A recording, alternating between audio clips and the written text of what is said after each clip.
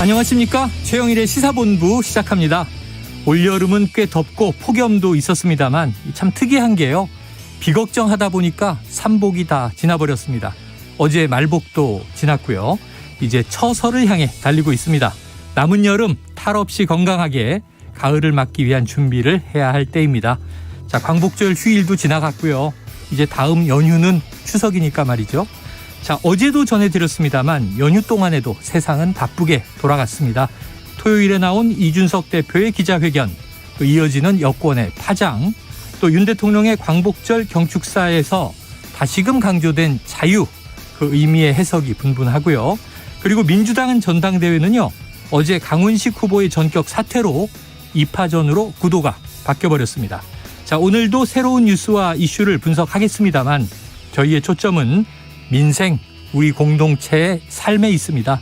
자, 유럽 국가들을 비롯해서 세계는요, 이 기상이변 속에서 여름 에너지 문제가 커졌죠.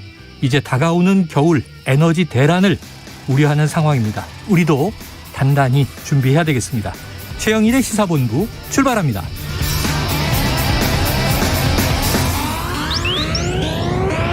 네, 1부에는요, 오늘의 핵심 뉴스를 한입에 정리해드리는 한입뉴스 기다리고 있고요. 2부 10분 인터뷰, 윤석열 정부 취임 100일을 진단해보겠습니다. 이어서 정치권 취재 뒷이야기를 들어보는 불사조 기자단, 그리고 IT본부가 준비되어 있습니다. 자, 한입에 쏙 들어가는 뉴스와 찰떡궁합, 디저트송 신청 기다리고 있으니까요. 오늘 뉴스에 어울리는 노래가 있으면 문자 샵 9730으로 자유롭게 보내주시기 바랍니다. 자, 디저트송 선정되신 분께는요, 치킨 쿠폰을 보내드리고 있습니다. 많은 참여 부탁드리면서 짧은 문자 50원, 긴 문자는 100원입니다.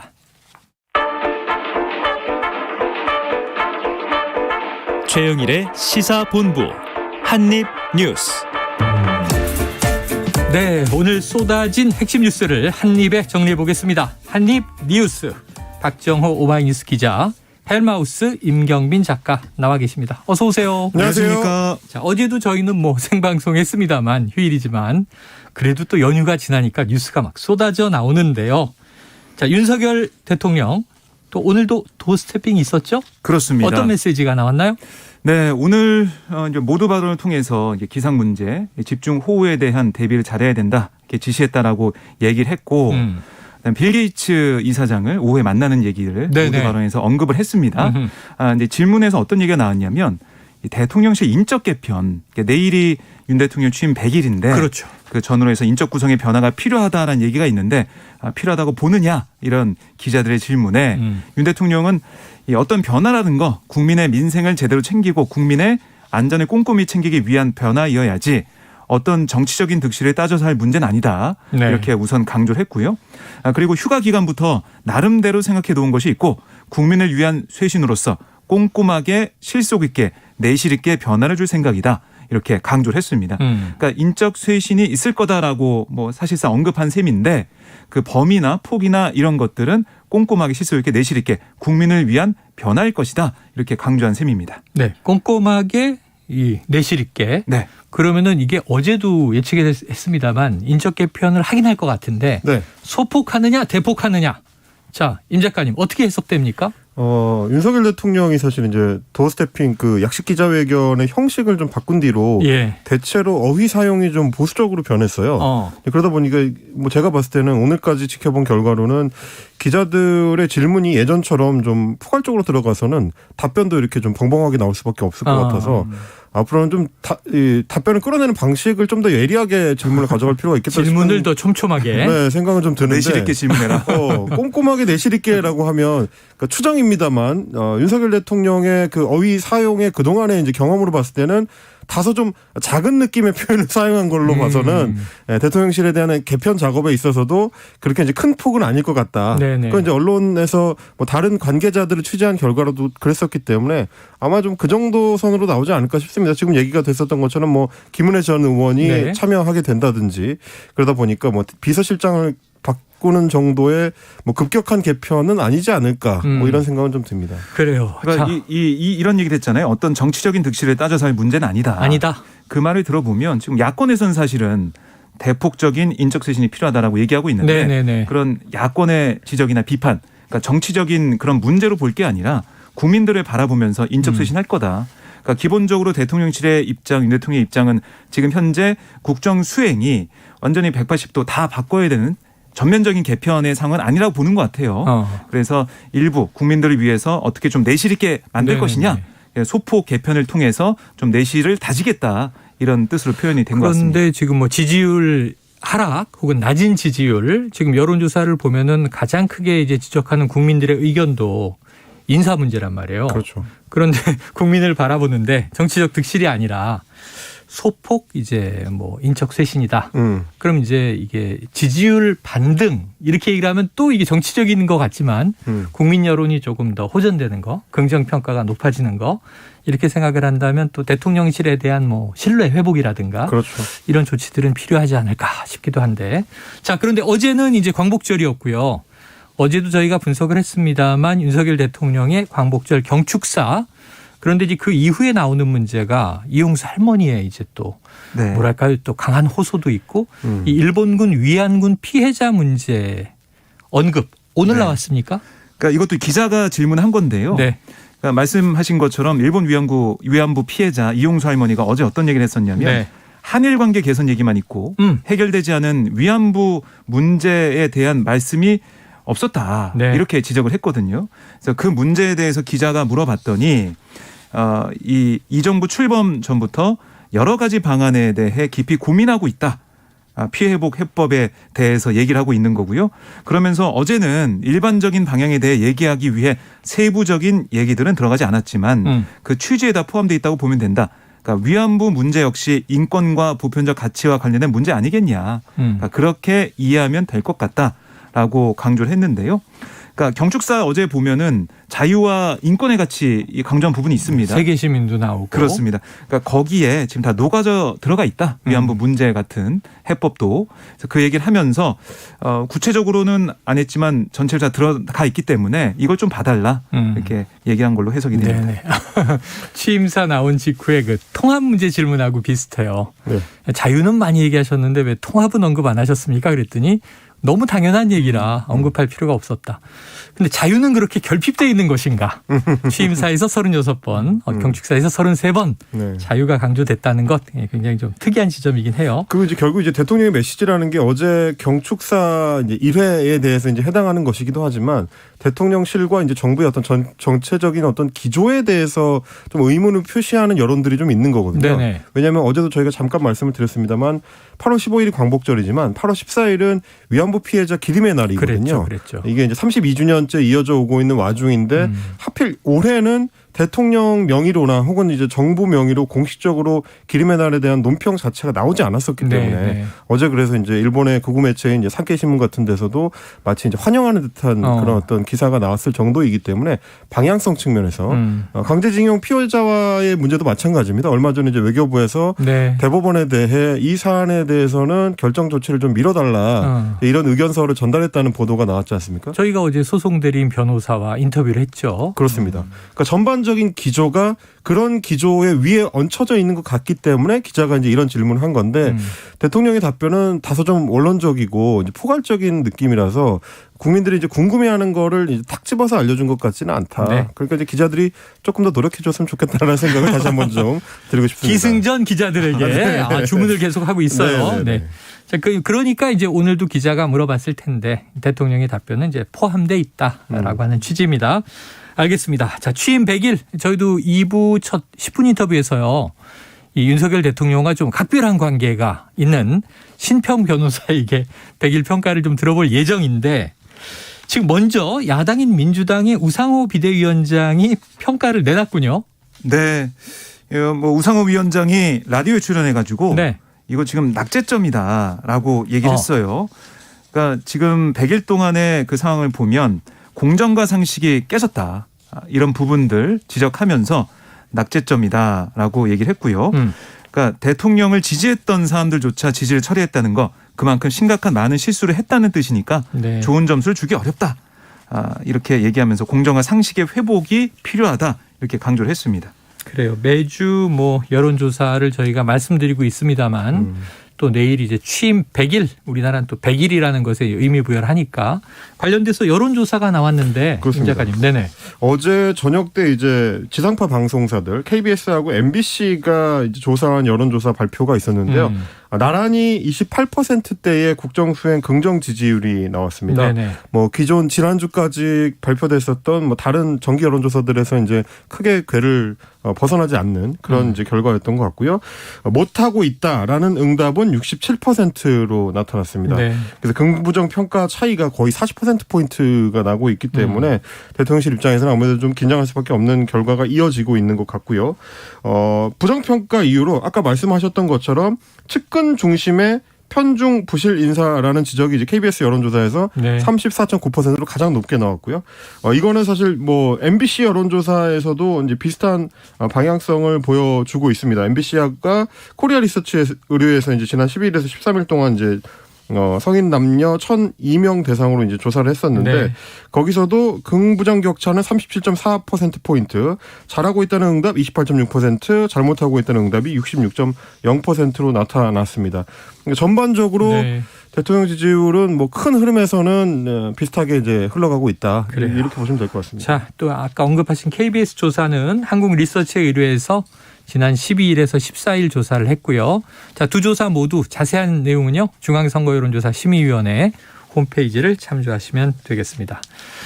자, 이 국민의힘 말이죠. 지금 비상대책위원장 지난주에 이제 주호영 비대위원장으로 낙점이 됐는데 지금 비대위원들이 필요하잖아요. 네. 비상대책위원회가 꾸려지려면 원래 오늘 정도까지 비대위원 인선 마무리한다. 그 결과가 나왔습니까?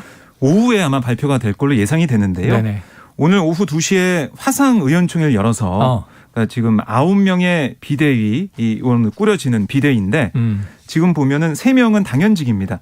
그러니까 권성동 원내대표, 성일종 정책위장, 또 주호영 위원장 네네. 3명 빼고 6명에 대한 비대위원 인선을 공개할 예정이에요. 여기서 의총에서 추인이 되면 오후 3시에 소집될 예정인 상임정국위에서 네네. 비대위원 임명 안건에 대해 ALS 방식의 투표를 진행해서 추인을 받는데요. 네. 상임정국위 제적 인원 총 55명 가운데 과반이 출석하고 출석 인원의 과반이 찬성하면 비대위원장 임명 이 안건이 가결됩니다. 비대가 꾸려지는 건데 뭐 아마 주호영 위원장이 이제 원하는 대로 이제 가지 않을까 생각이 들고 관심은 6명의 비대위원 중 아마 당 소속 국회의원 뭐 3명, 원외 인사 3명 이렇게 참여할 걸로 보이는데 네. 얼마나 이 국민들의 목소리를 잘 반영할 수 있는 인선으로 잘 배분이 됐겠느냐. 네. 이게 좀 관심거리거든요. 근데 주호영 위원장 얘기를 들어보면 가급적 당을 조기에 안정시키기 위해서 또 신뢰를 회복할 수 있는 그런 일이 필요하다 보니까 그런 쪽에 구성을 해서 또 6명이다 보니까 많은 영역을 대표하기는 좀 어려웠다. 이렇게 얘기하고 있습니다. 네. 오늘 한번 결과를 봐야겠습니다. 결과 오늘 오후쯤에 이제 발표될 것 같은데 대략 지금 뭐 언론 보도에 보면 좀 하마평들이 나오고 있지 않습니까? 오늘 아침에 이제 동아일보에서 어떤 인사들이 오르내리는지를 네네. 이제 정리를 해가지고 이제 보도를 했는데요. 일단은 현역 의원 중에서는 이제 주로 이제 초선 의원을 대표해가지고 엄태영 의원이 네. 이제 거론이 되고 있고요. 재선 그룹에서는 이제 정운천 의원이 네. 비대위 합류할 가능성이 높다 이제 이렇게 점쳐지고 있습니다. 음. 현역 의원 3명, 이제 원외 인사 3명 정도를 이제 추려보고 있는데 네. 원외 인사로는 김행 전 국민의힘 공천관리위원회 대변인 네. 그리고 뭐 대선 캠프에서 청년 보좌역을 지냈던 이소희 세종시의원 그리고 강호승 전 청년 보좌역 이런 인물들이 지금 거론이 되고는 있는데 네네네. 뭐 거론된 이름들을 보시면 아시겠지만 엄태영 의원이나 정운천 의원이나 둘 다 중앙 정치에서 이제 주류라고 보기는 좀 어려운 분들이고요. 뭐 소위 말하는 윤핵관하고는 더더욱 좀 거리가 좀 있는 네, 인물들이고 그리고 이제 뭐 원외 인사들 중에서도 조금 섭섭하실 수도 있겠지만 이제 무게감 있거나 중량감 있는 인사들이라고 보기는 네. 뭐 상징성 측면에서도 그렇고요. 이제 아니, 다소 좀 섭섭할 얘기를 왜 굳이 해요? 어려울 수가 있다. 이게 비평적인 측면에서 그렇습니다. 이거 느낌은 어떤 거냐면 이제 이준석 대표가 워낙 각을 세우고 있으니까 그렇죠. 좀 청년층을 영입을 해서 이 청년 지지율을 좀 떨어지지 않게 유지하려는 또 전략 아닌가 하는 근데 생각도 이제 들어요. 그러려면 조금 더 상징성이나 뭐 또 이제 그 유명세가 좀 있는 인물이면은 더 이제 두드러질 텐데 아무래도 지금 주호영 비대위가 처한 어떤 상황을 보여주는 지금 인선의 네, 난맥상이 네, 아닌가 네. 싶어요. 워낙에 지금 전당대회가 윤핵관들의 요청에 의해서 조금 생각보다 빨리 치러질 수도 있다는 전망들이 네. 나오고 있는 상황이기 때문에 비대위의 이제 포지션 자체가 좀 애매한 거죠. 혁신형으로 가져가기에는 힘을 받기가 좀 어려울 가능성이 네. 있다라고 하다 보니까 아무래도 다음을 노리는 정치인들 같으면 이번 비대위에 참여하는 걸 좀 꺼리게 되는 그런 효과 때문에 지금 좀 늦어지는 거 아닌가 싶긴 그래서 합니다. 워낙 좀 구인난을 겪었다라고 하는 이야기들이 많이 지금 계속 보도가 되고 있습니다. 김행 전 대변인은 이제 박근혜 정부 청와대에 있었던 그 김행 전 청와대 대변인이죠. 대변인을 네. 지냈었습니다. 네. 그래요. 자, 어떻게 발표될지는 이제 오후에 최종적인 결과를 보고 앞으로 비대위 역할이 조기 전대가 2달 후냐 6달 후냐 이게 중요한 문제일 것 같고 또 이준석 대표의 이제 어떤 반격도 계속되고 있습니다. 그런데 문제는 뭐냐면 아까 명단을 듣다가 또 당연직인데 네. 권성동 원내대표는 여전히 원내대표니까 직무대행 내려놓겠습니다 했지만 직무대행으로 비대위원장을 임명하는 권한을 행사했잖아요. 그렇죠. 그럼 이제 원내대표 내려놔야 되는 거 아닌가? 비대위에 또 들어가면 최고위에도 있다가 비대위에도 있다가 이준석 대표는 결국은 이제 내쳐졌는데 이건 맞는가? 다른 목소리는 없습니까? 다른 목소리가 있습니다. 네. 그래서 어제부터 좀 기류가 좀 변하는 느낌이 들었는데요. 국민의힘 내부 이제 중진들로부터 권성동 원내대표도 좀 결단 내려야 되는 게 아니냐 이런 얘기가 있었고 오늘 아침에 보니까 오선 중진인 정우택 국민의힘 의원이 아예 그 얘기를 했어요. 정우택 의원도 사실은 비대위원장 물망에 있었죠. 그렇습니다. 그러니까 어떤 얘기냐면 이런 비상 상황의 원인 제공자, 직접적 책임자로서 책임을 권성동 원내대표는 묻지 않을 수가 없다. 권성동 원내대표가 여기에 대해서 책임을 지고 결단을 내리는 게 더 큰 정치인으로 가기 위한 그런 길이다라는 네네네. 취지의 주장을 했습니다. 자, 그런 주장은 나오는데 임 작가님 네. 과연 내려올까요? 유지할까요? 이제 주호영 비대위원장의 오늘 오전 발언도 좀 한번 주목해 볼 필요가 네. 있는데 의원총회에서 그것과 관련된 논의가 있을 것이다라는 오늘 취지의 얘기를 했습니다. 오후에 그렇다는 얘기는 뭐 박정호 기자님 정리해 주신 것처럼 뭔가 좀 기류가 바뀌는 것 같은 네. 흐름이 당내에는 좀 있는 것 같아요. 그러면 결국은 교체 가능성을 좀 거론하는 사람들이 의원총회에서 많이 나올 경우에는 내려올 수도 있겠다. 지금까지는 사실은 윤핵관들 입장에서도 그리고 이제 뭐 대통령실 입장에서도 여기에 혼란을 더 가중시키는 거는 좀 되도록 피하고 싶었을 텐데 네. 주호영 비대위가 본격 출범하게 되면 아무래도 그건 좀 정리를 할 수가 있으니까 이번 기회에 이제 다른 움직임을 보이는 시도들이 어느 정도는 뭐 가능할 수 있지 않을까 싶긴 합니다. 알겠습니다. 자, 이번 주는 지금 월요일 같은 화요일인데요. 점심시간 교통 상황을 좀 알아보고 와서 이어가도록 하겠습니다. 교통정보센터의 유화영 리포터 나와주세요. 네, 이 시각 교통정보입니다. 고속도로는 지방 방향 정체가 늘었습니다. 영동고속도로 강릉 방향 서창 분기점에서 속도를 줄이고요. 군포에서 부곡까지 막힙니다. 이후로 둔내터널 부근에서 공사하면서 밀리는데요. 사고까지 나면서 혼잡이 심합니다. 조심해서 지나셔야겠고요. 경부고속도로 부산 방향 잠원에서 서초까지 막히고요. 계속해서 수원을 앞두고 속도를 줄입니다. 중부 내륙고속도로 창원 방면 여주에서 감곡까지 정체입니다. 서해안고속도로 목포 쪽으로는 서평택에서 서해대교까지 어렵고요. 논산 천안고속도로 논산 방면 차량터널에서 속도를 줄입니다. KBS 교통정보센터였습니다.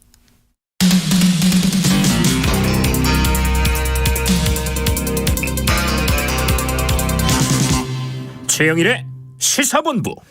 네, 자 이준석 대표. 전 대표인가요? 아직 전 대표 아닙니다. 아직 전 대표 아니에요? 네, 비대위가 공식 출범을 공식 출범을 하면 전 대표. 네네네. 그때부터 자동 해임. 네. 그럼 직무는 정지돼 있지만 현재도 대표. 근데 지금 되게 애매해요. 왜냐하면 비대위원장은 실제로 비대위원장 업무를 수행하고 있거든요. 네네. 그러면 당 입장에서 봤을 때는 대표직에 준하는 사람이 2명인 상황이에요. 그렇죠. 이게 뭔가 싶긴 하죠, 사실. 네네. 가처분 신청도 지금 들어가 있어가지고요. 17일 뭐 내일쯤에 내일? 나올 거니까 그것도 좀 보고 있는 것 같아요. 그래서 언론도 보면 어떤 언론은 전 대표, 어떤 언론은 대표 이렇게 부르고 있는데 우리는 대표라고 아직까지는 네. 부르고 있습니다. 그러니까 비대위원이 선임이 최종적으로 되고 추인을 받아서 공식 출범을 하면 그때부터 전 대표로 하는 거예요. 어렵습니다. 뭔가 좀 확정되면 임 작가님 유권 해석을 제대로 딱 내려주시면 좋겠고요. 어쨌든 이준석 대표 지금 뭐 반격의 반격을 이어가고 있습니다. 지금 뭐 이 땡땡 저 땡땡 뭐 어느 매체는 XX라 그러고 어떤 매체는 땡땡이라 그러는데 어쨌든 욕입니다. 네. 그 이제 대통령이 그렇게 부른 것이 윤핵관들에게 당대표 무시하라고 신호 준 거 아니냐 이런 취지의 발언도 이제 방송에서 했는데 또 새로운 얘기를 했어요. 그러니까 윤석열 대통령이 당대표인 자신과의 독대했던 사실을 대통령실이 부인한 적이 있거든요. 없었다. 이게 이준석 거짓말쟁이 만들기 작업 아니냐 하는 취지였죠? 네, 그러니까 이준석 대표가 오늘 한 라디오 방송에서 이렇게 이제 주장을 한 거예요. 분석을 한 건데 독대 관련 보도가 나오고 나서 대통령실 반응이 저녁 식사를 하지 않았다라고 해서 이 대표가 대통령실에 확인했다는 거예요. 네네. 그래서 대통령실에서 만약 만남을 부인하면 자신도 부인하고 긍정할 거면 저도 긍정하겠다. 말을 맞춰주겠다라고 했는데 그랬더니 대통령실은 저녁을 먹은 적 없다는 게 최종 입장이라고 해서 네네. 이게 만남을 인정하는 건가 아닌가 생각하고 있었는데 저녁 밥만 안 먹었다는 건지. 그러니까요. 헷갈리잖아요. 근데 다음 날에 대통령실에서 만난 적도 없다라고 해서 근데 자기도 하고 싶은 대로 다 하게 했는데 마지막 결론은 이준석 거짓말쟁이 만들기 위한 그런 작전으로 갔다. 이게 이 대표의 오늘 주장입니다. 오히려 교란시킨 거 아니냐? 그렇습니다. 그러니까 신뢰를 무너뜨리는 그런 모습을 만들려는 게 아니냐 네. 이런 거였고 또 이 XX 저 XX 네. 그러니까 욕설이 들어간 그러니까 윤 대통령의 자신을 향한 그 지칭 이 발언이 대선 과정에서 뭐 두 번에만 국한된 게 아니라 계속 뭐 있었다라는 그런 취지의 얘기도 했고 그리고 피상적으로 서로 예우는 했다라는 얘기도 했어요. 그러니까 비공개 자리에서 윤 대통령과의 관계가 어땠냐 이런 질문에는 뭐 예우는 했지만 이 자신에 대한 그 욕설 이건 자신이 알고 있었기 때문에 이 땡땡 저 땡땡 이렇게 욕설하는 사람을 대통령 만들기 위해서 당대표에서 열심히 뛰어야 됐다 이렇게 거듭 강조를 했고 또 하나 눈길을 끄는 부분이 대통령 취임식 때도 대통령 뒤에서 있는 자신의 얼굴이 안 나오고 자신은 카메라에서 사선으로 벗어나 있었다. 자리 배치가 의도적일 수 있다. 이런 얘기까지 했어요. 그만큼 이준석 대표를 좀 배제하는 그런 네. 모습을 여기저기서 그런 의도를 느낄 수 있었다. 그래요. 이렇게 이 대표가 강조를 했습니다. 네, 뭐 김건희 여사 문제 또 팬카페 이야기 그다음에 왜 그러면은 오히려 이 극단적인 상황까지 갔을까? 대통령실에서든 뭐 윤핵관을 통해서든 좀 자진 사퇴를 중지하거나 이런 이제 물밑 소통이나 절차는 없었나 궁금한데 여러 가지 얘기를 해놓고 있습니다.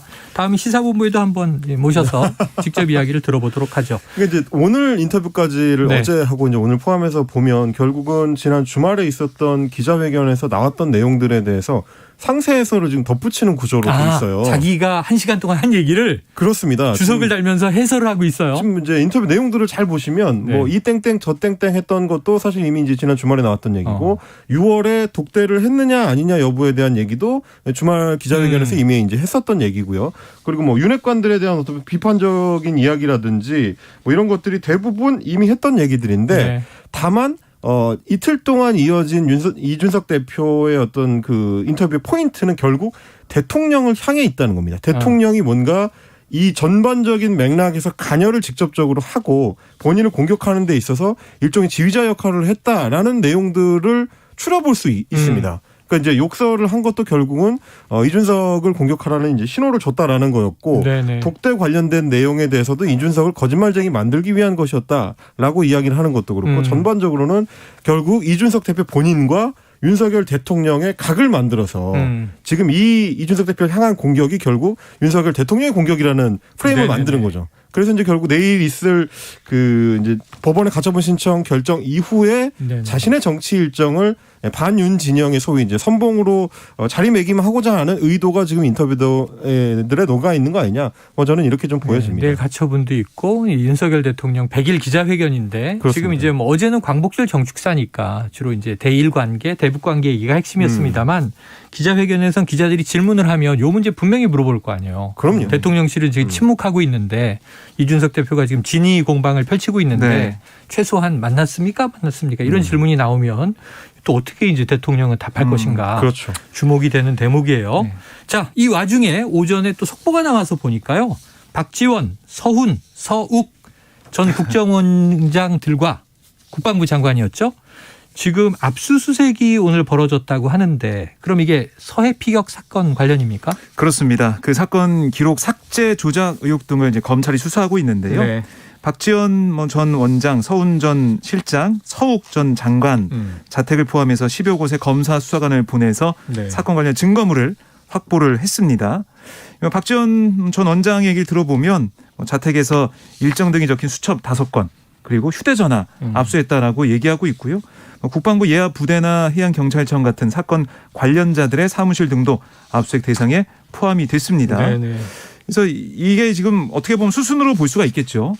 고발이 됐고 네. 그러면 그 수사하는 가운데 자료를 확보해야 되니까 이렇게 압수수색하고 그다음에 이제 압수수색 분석이 끝나면은 박지원 전 원장을 비롯해서 이제 관련자들을 검찰로 불러서 조사를 하고 소환하는. 그래서 그걸 다 종합해가지고 기소 여부를 결정하게 될 텐데요. 이 박지원 전 원장 같은 경우는 오늘 뭐 방송 때문에 아니 수사관들이 아침 왔을 때 일찍 보니까 네. 생방송 나와 계시던데. 그러니까 수사관들이 왔을 때 방송 때문에 나왔대요. 나왔다가 압수수색 들어왔는데 네. 본인은 방송하러 방송 때문에 나왔다. 나왔어. 지금 다리도 다친 와중에 휠체어 타시고. 그렇습니다. 아이고. 나왔다 들어왔더니 뭐 30분 만에 끝났다라고 얘기를 하더라고요. 네. 그래서 뭐 가져갈 거 가져갔는데 이런 얘기를 오늘 또 했습니다. 예.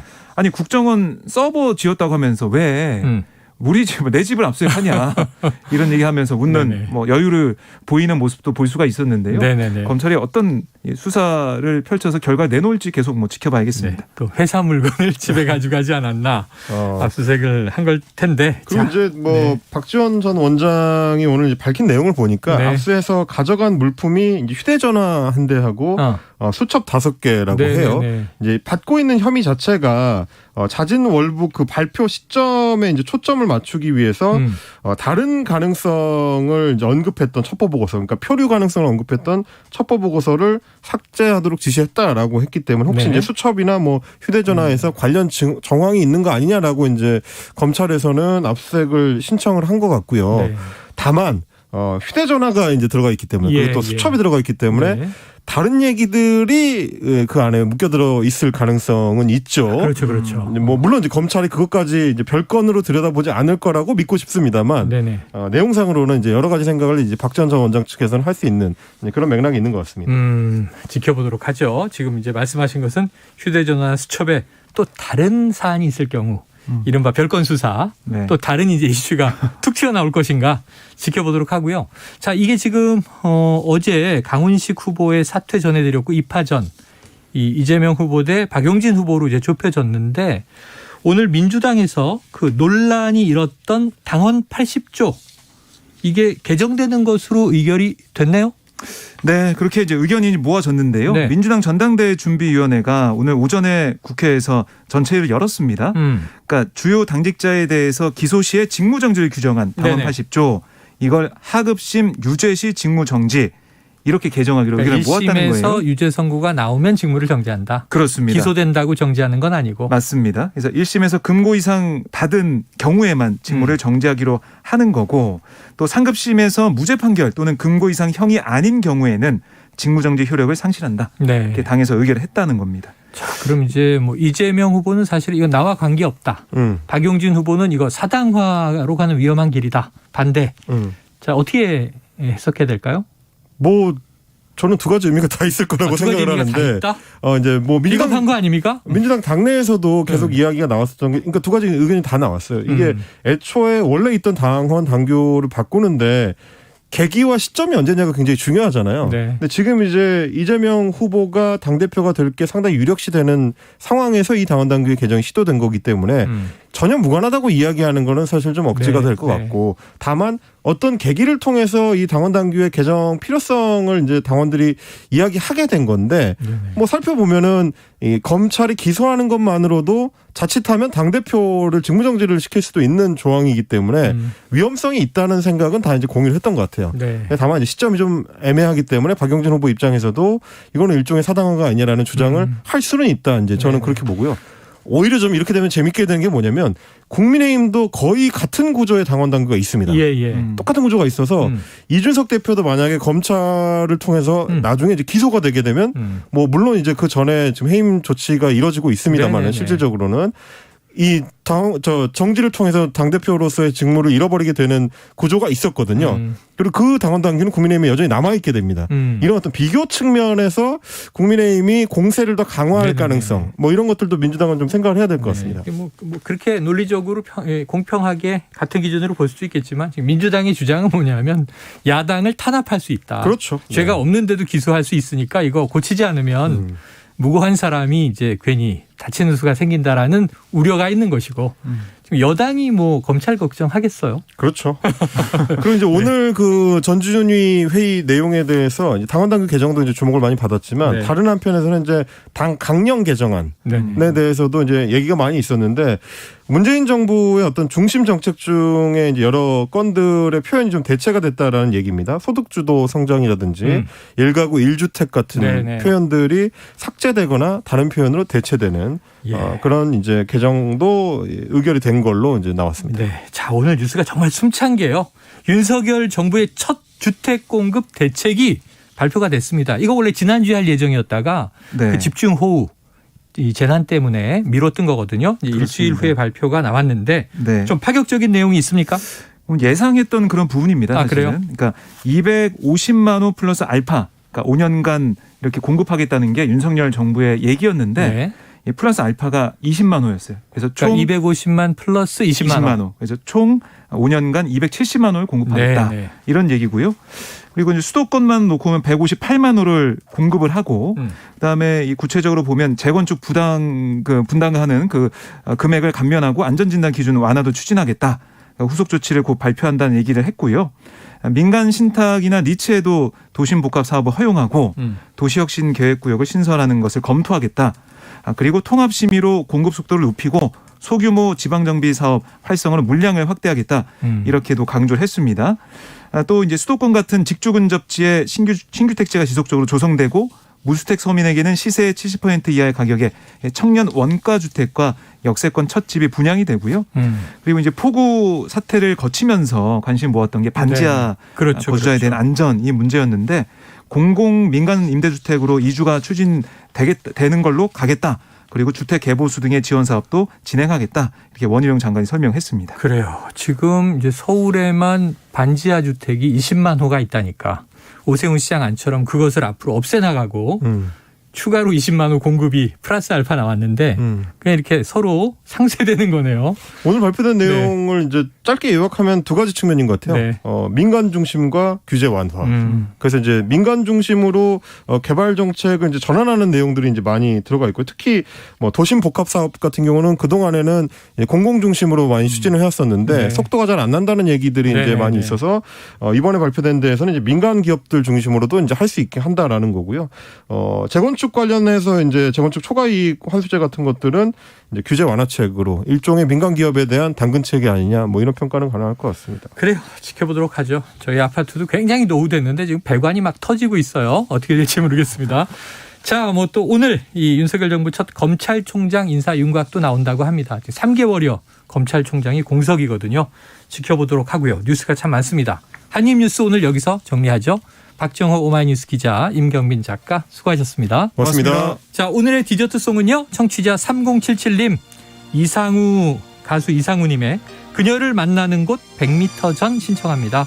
윤석열 대통령 내일 취임 100일이지만 여러 어려운 상황들이 여전히 100m 앞에서 나 잡아봐라 하는 것처럼 보입니다. 이렇게 보내주셨어요. 30771님께 치킨 쿠폰 보내드리고요. 노래 듣고 2부로 돌아옵니다.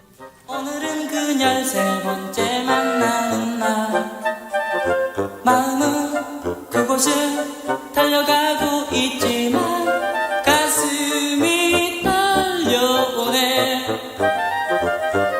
새로 산 구두가 어색해 자꾸 쇼윈도에 날 비춰봐도 멀쓱한 내 모습이 더 못마땅한 그녀를 만나는 곳 100m 전 장미꽃 한 송이를 안겨줄까 무슨 말을 어떻게 할까 머릿속에 가득한 그녀 모습이 조금씩 내게 다가오는 것 같아 하늘에 구름이 솜사탕이 아닐까 어디 한번 뛰어올라 볼까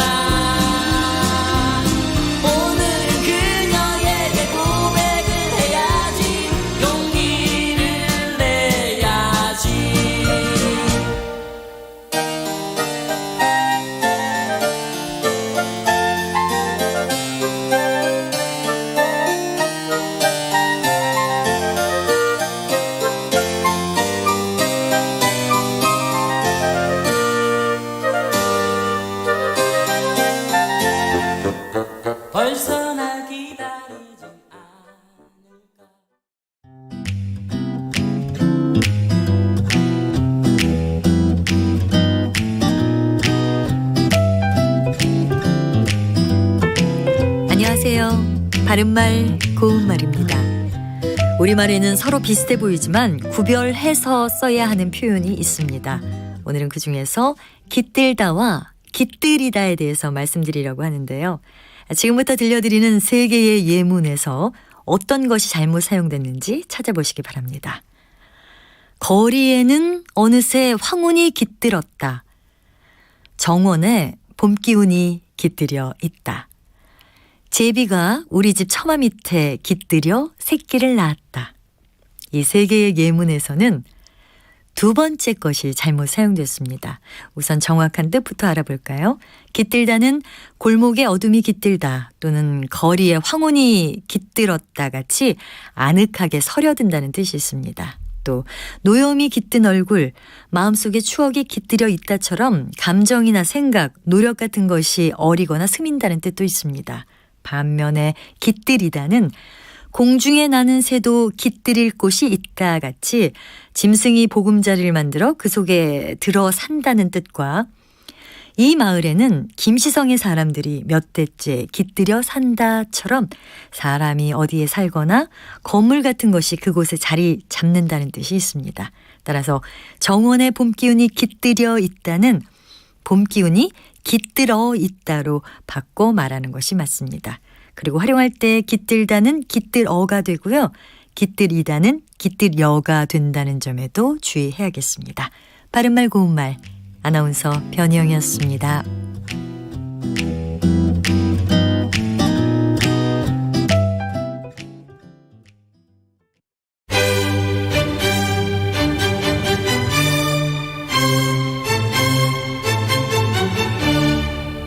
여유로운 저녁 시간 고품격 시사토론과 함께하세요.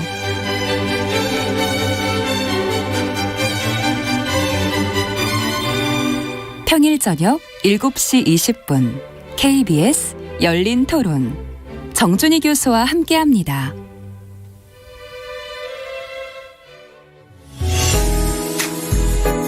역사, 예조판서 그다음에 좌천성을 지낸 유군이라는 분, 이분이 경제, 달러가 좀 전 세계적으로 좀 귀해졌습니다. 음악까지 꺼내 먹어요. 잠들기 전 꺼내 먹는 지식 알사탕 KBS 1라디오 김성환의 시사야 평일 밤 10시 5분 당신을 기다립니다. 놓치지 마요.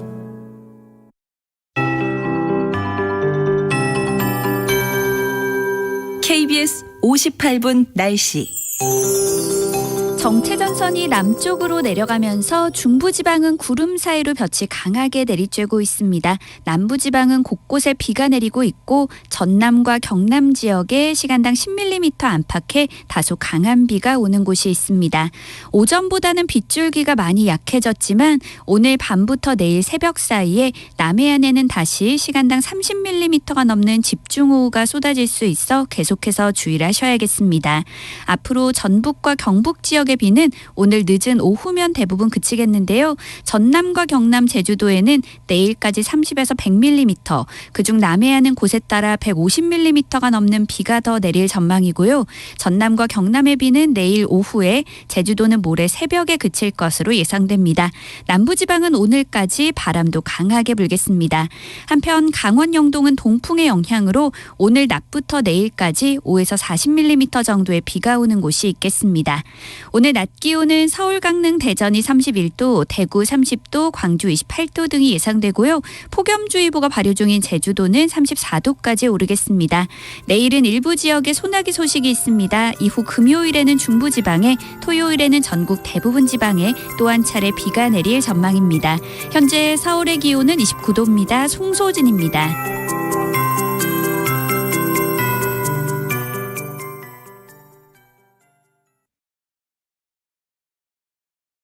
정성을 다하는 국민의 방송 KBS가 한시를 알려드립니다. AM 711kHz, FM 97.3MHz, KBS 1라디오입니다. HLKA.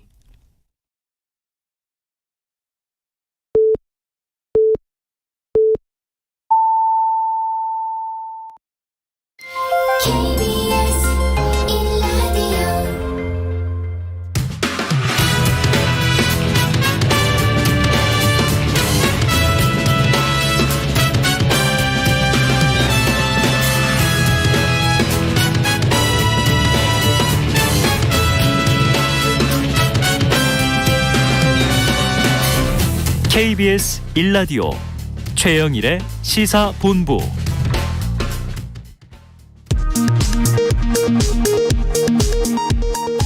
이 시각 라디오 정보센터 뉴스입니다. 윤석열 대통령은 출근길 문답에서 대통령실 개편 여부에 대한 질문에 대해 국민을 위한 쇄신으로 꼼꼼하고 실속 있고 내실 있게 변화를 줄 생각이라고 말했습니다. 더불어민주당 박홍근 원내대표는 윤석열 대통령의 광복절 경축사에 대해 식민지배 역사를 정치적 지배로 순화할 만큼 대통령의 메시지는 국민이 아닌 일본만을 향해 있었다고 비판했습니다. 서해 공무원 피격 사건을 수사하는 검찰이 문재인 정부 당시 고위 관계자인 박지원 전 국정원장과 서욱 전 국방부 장관, 서훈 전 국가안보실장의 자택 등 10여 곳에 대해 동시다발적으로 압수수색에 나섰습니다. 지금까지 라디오 정보센터 뉴스 정원나였습니다.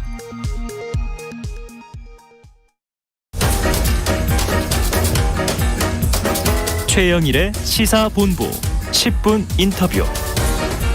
네, 화제 이슈를 콕 짚어보는 10분 인터뷰 시간입니다. 내일이면 윤석열 대통령 취임 100일입니다. 자, 통상 취임 초기를 허니문 기간 이렇게 부르기도 하는데요. 자, 국민이든 언론이든 새 정부에 힘을 실어주고자 하는 경향이 크기 때문이겠죠. 자, 그럼에도 윤석열 대통령은 취임 100일 동안 좀 잇따른 인사 실패, 정책 혼선 등으로 국정 동력을 확보하지 못하고 있는 상황입니다. 자, 윤 대통령의 멘토이자 대통령 취임식 특별 초청 명단에 넘버 2 이렇게 오를 만큼 자, 윤 대통령과 각별하신 분이죠. 이 신평 변호사와 함께 윤석열 정부의 지난 100일을 진단하고 나아가야 할 방향을 전망해 보도록 하겠습니다. 자, 신 변호사님 나와 계시죠? 네, 안녕하십니까? 네, 자, 윤석열 정부 취임 100일 하루 앞으로 다가왔는데요. 윤 대통령의 강력한 지지자시니까 어떻게 지켜보셨습니까? 그런데 말이죠. 조금 전에 말씀하신 그 넘버 2 가는 말은 제가 농담조로 한 말인데 그게 좀 와전됐다. 곤란하고. 네. 그리고 제가 윤 대통령의 멘토가 아닙니다. 네.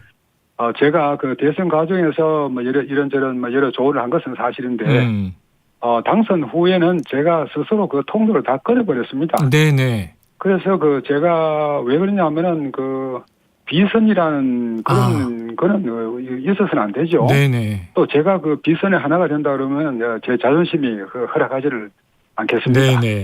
예. 야, 알겠습니다. 지금 이제 세세하게 정정해 주셨습니다. 예. 자, 후보 시절의 멘토. 넘버 2는 이제 농담조로 하신 말씀이다. 예. 자, 그러면 내일 기자회견인데요. 예. 혹시 입각하거나 대통령실에 아예 들어가실 가능성 없나요? 제가요? 네. 아유, 저는 이거 시골에 농사지으면서 사는 네. 촌부에 불과합니다. 알겠습니다. 저 같은 사람이 들어가면 어떻게 되겠습니까? 오히려 국민들은 좀 겸손한 분들을 기대하고 있는 것 같습니다. 자, 이 변호사님께서 윤석열 후보를 지지하는 이유 중 하나로 이 통합을 꼽으신 바가 있어요. 예전에도 시사본부 나와주셨었지 않습니까? 그렇죠. 자, 지금 대통령이 되고 난 이후에 통합 행보는 어떻게 보십니까? 현재로서는 국정 운영의 동력이 많이 떨어져 버렸죠. 네. 이런 상태에서 통합의 여유가 생기지 않았다고 봅니다만은 여전히 이렇게 나가면 안 되겠죠. 이 미흡한 상태를 하루빨리 많이 고쳐 나가시기를 기대합니다. 네, 자, 고쳐가기를 기대한다. 자, 윤 대통령 처음 취임할 때 이 국정 지지율이 대략 한 50% 내외였습니다. 이것도 이제 높지는 않았는데 워낙 대선이 팽팽한 결과로 승패가 갈렸으니까요. 그런데 현재는 이게 20%대까지 떨어졌습니다. 지금 이 KBS가 한국 리서치에 의뢰해서 지난 12일에서 14일 조사한 내용을 보시면 이 자세한 내용은 중앙선거 여론조사 심의위원회 홈페이지를 참조하시면 되는데 지금 국정운영평가에 보면 잘하고 있다가 28%고요. 잘 못하고 있다. 부정평가가 67%가 나왔습니다. 가장 결정적인 지지율 하락의 원인은 좀 뭐로 보고 계세요? 무엇보다도 대통령은 어떤 변명을 하려고 해서는 안 되죠. 네. 변명할 여지 없이 대통령의 여러 행위들이 국민의 기대치를 충족시켜주지 못한 데에 근본 원인이 있지 않겠습니까? 네. 신 변호사님, 윤 대통령과 대화를 워낙 많이 하셨을 거고 성품이라든가 또 역량 다 잘 알고 계실 텐데요. 윤석열 대통령 입장에서 한번 생각을 해보시면 지금 상황을 좀 어떻게 받아들이고 있을 것 같습니까? 윤 대통령은 그 장점 중에 하나가 이 참으면서 기다릴 줄 아는 사람입니다. 지금 윤 대통령의 그 말들에서 그 국민 여론을 무시한다고 하는 그런 비판을 받기도 합니다만은 그분은 절대 그렇지 않습니다. 좀 더 인내하면서 차차 이 호전될 것을 기대하면서 열심히 해 나가실 것입니다. 예. 자, 이 윤석열 대통령 100일을 기점으로 인적 쇄신, 인사 문제 논란이 많다 보니까 인적 쇄신에 대한 기대가 크지 않습니까? 지금 이제 보도들을 보면 김은혜 전 의원을 이제 홍보 라인에 보강시키려는 안을 검토 중이다. 또 김대기 비서실장은 유임 가능성이 높다. 그런데 오늘 아침 도스태핑 얘기를 들어보면요. 또 좀 대대적인 인사 개편이 있는 거 아닌가 하는 또 이 이야기가 나와요. 어떻게 보십니까? 인적 쇄신은 말이죠. 저는 모르핀 주사라고 봅니다. 아직은 이 모르핀 주사를 맞을 정도는 되지 않았다고 생각하는데, 그러나 추석 후에 민심의 동향을 살펴서 윤 대통령이 본격적인 처방을 하지 않을까 기대를 하고 있습니다. 그러면 아직은 조금 이러니까 추석을 한번 기다려 보시면은 그런 처방이 본격적으로 나오지 않겠나 기대합니다. 추석. 추석 민심. 그럼 이번에는 100일을 맞아서 어찌 보면 소폭 인력 투입을 하고 이 민심을 좀 보다가 이 추석 즈음에 뭔가 국민들의 부응하는 제가 잘 모르겠습니다만은 그런 수순으로 가지 않을까 그렇게 생각합니다. 신 변호사님의 예언으로 저희가 한번 잘 키핑을 해놓고 지켜보도록 하죠. 내일도 또 지켜봐야 되지만 인적 쇄신은 모르핀 주사다. 근데 아직은 그때는 아니다. 이렇게 얘기하셨어요. 자, 좀 우려되는 부분이 이제 국정 운영의 기대감입니다. 59.3%가 못할 것이다. 이건 현재 평가가 아니라 이제 전망인 거죠. 윤석열 정부가 이제 무능한 정부 아니냐 이런 프레임에 이제 갇히지 않을 지금 돌파구가 필요한 시점입니다. 좀 조언을 해 주신다면 어떻게 해야 될까요? 저로서는 윤석열 대통령이나 정부가 우리 사회의 구조적인 갈등과 모순을 직시하면서 이를 해결하기 위한 과감한 방책을 실시를 해 주시기를 바라는 거죠. 네네. 지난번에 제가 잠깐 말씀드렸습니다만은, 이 기득권자들이 치워버린 사회적 사다리, 복구를 꼭 해야 합니다. 그 중에 가장 중요한 하나로서 될 수 있는 것이 로스쿨 문제죠. 지금 로스쿨은, 사회적, 경제적 최상위 계층의 자녀들만 거의 들어가는 것이죠. 네네. 이것을 사회, 어떤 중하위 계층의 자녀들도 들어갈 수 있는 그런 사다리를 빨리 마련해야 합니다. 네네. 자, 로스쿨 문제를 한 예로 짚어주셨고 지금 과감한 개혁 조치가 필요하다. 과감하게 해야 된다. 이렇게 말씀해 주셨습니다. 자, 또 한 가지 이제 흥미로운 이 기사가 있어서요.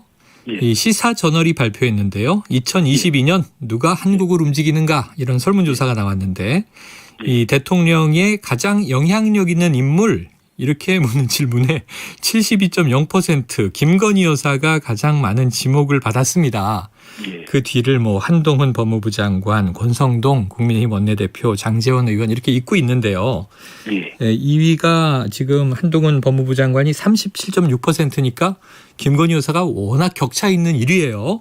네, 이번 조사는 지난 6월 30일부터 7월 18일까지 시사저널이 여론조사 전문기관 칸타퍼블릭에 의뢰한 그런 내용입니다. 자세한 사항은 중앙여론조사심의위원회 홈페이지를 참조하시면 되고요. 자, 신 변호사님 보시기에 김건희 여사의 영향력 그렇게 큽니까? 글쎄요. 제가 거기에 대해서는 잘 아는 바가 없는데. 그런 주목을 받는 것이 좋은 면도 있고 또 나쁜 면도 있겠죠. 그런데 어떤 김건희 여사가 어떻든 기존의 영부인과는 완전히 다르죠. 어떤 신세대 영부인이라고 할까요? 그런 면에서 주목은 받는데 조금 이것이 상당히 불안한 느낌을 주는 건 사실입니다. 불안한 느낌이 있다. 뭔가 조치가 필요하다고 보시는 거죠? 그렇겠죠. 지금 좀 불안하다는 말씀 안에 김건희 여사 관련된 지금 보도 여러 가지 또 국민들이 주목하는 이슈들을 보면 논문 표절 의혹이라든가 최근에도 좀 대학이 시끌시끌하지 않습니까? 예. 또 이제 대통령실 사적 채용 논란이라든가 그래서 이게 이른바 여사 리스크 이런 얘기까지 나오는데 그럼 앞으로 향후에 김건희 여사는 좀 어떤 행보를 보여야 한다고 보십니까? 그 방금 말씀하신 논문 표절이나 그 네. 사적 채용 그 문제에 관해서는 뭐 좀 더 다른 시각에서 그 볼 여지가 있는 것이죠. 네. 저도 그 대학 교수를 20년 그 해봐서 잘 압니다만은 네네. 그런 정도의 그 논문 표절 막 그런 것은 그 흔하게 그 있습니다. 그리고 뭐 이렇게 많은다고 해서 제가 대학의 군의를 그 실추시킨다고는 뭐 생각 하지 말았으면 하는데요. 여러 가지 사정으로 그 학위 논문을 이 통과시켜주고 하는 뭐 그런 모습들이 어느 대학이건 있기 그 마련입니다. 네. 그리고 사적 채용하는 그 말은 하나의 그 프레임을 걸기 위해서 만든 말이지 않습니까? 그 어느 역대 정부 간에 그 대통령실에 그 인사를 하면서 그 선거의 과정에 그 공을 세웠거나 또는 대통령과 또 밀접한 관계에 있는 사람들을 그 채용하지 않은 경우가 단 한 번이라도 있었습니까? 네. 그런 면에서 조금 오해의 소지가 있다고 생각하고요. 저는 그 개인적으로는 오히려 그 김 여사가 그 적극적 행보를 하는 것이 그간의 잘못된 그 의혹과 오해를 탈피한다고 봅니다. 네. 그래서 그 김 여사가 우리 사회의 그 소외계층 그 어렵게 사시는 분들 그 많이 계시죠. 네. 이런 분들의 그 삶을 보살피고 또 막 거의 그 보도만 안아주시는 그런 모습을 그 보여주기를 저는 기대를 합니다. 알겠습니다. 사회공헌 분야에 좀 많이 활동했으면 좋겠다.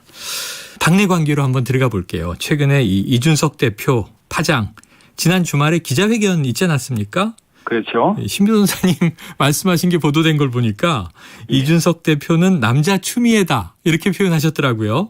예. 어떤 의미인가요? 그 추미애 장관한테 그 대단히 그 좀 신뢰되는 그 표현인데. 네. 제가 사실은 그 추장관하고도 개인적으로 잘 압니다. 네네. 그러나 그 지난해에 그 추 장관이 그 정부의 핵심으로 그 떠올라서 맹렬히 그 윤석열 검찰총장을 그 공격을 했죠.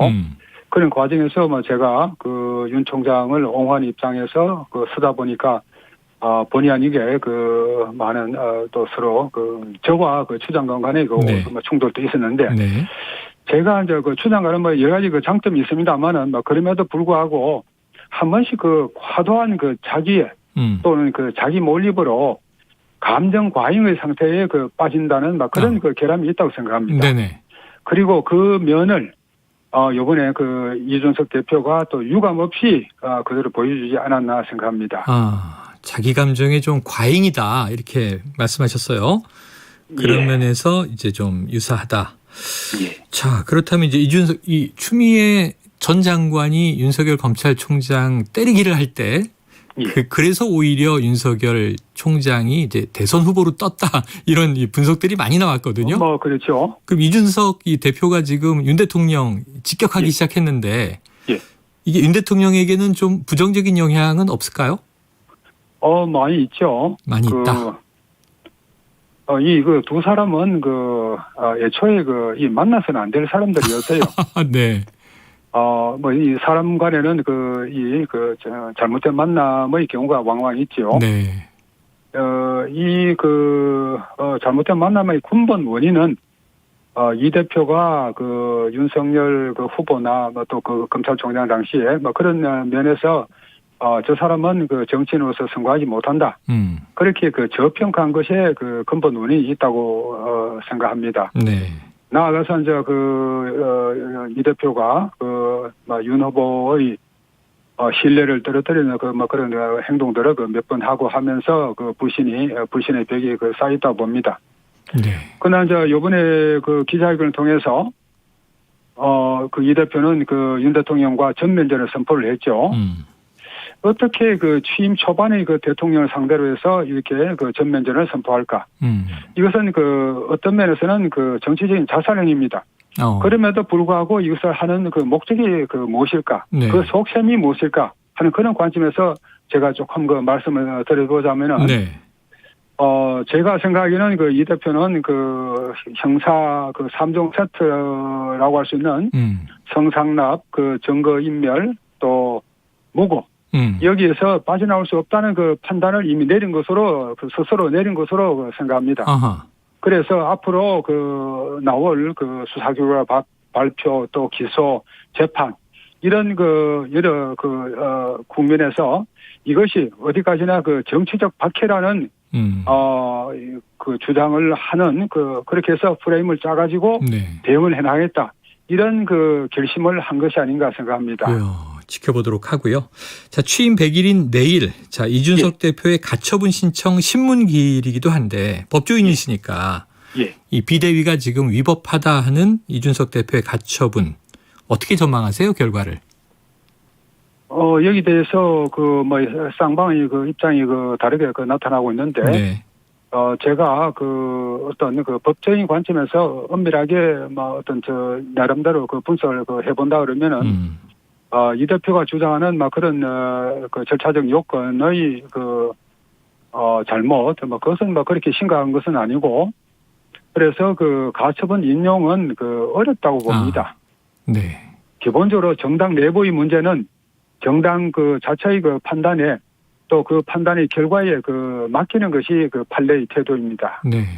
자, 요건 내일 이제 또 나올 테니까 결과를 보기로 하고요. 자, 이준석 대표 문제를 짚었습니다만 반대쪽 축에는 이른바 이제 윤핵관들, 친윤 그룹이 있지 않습니까?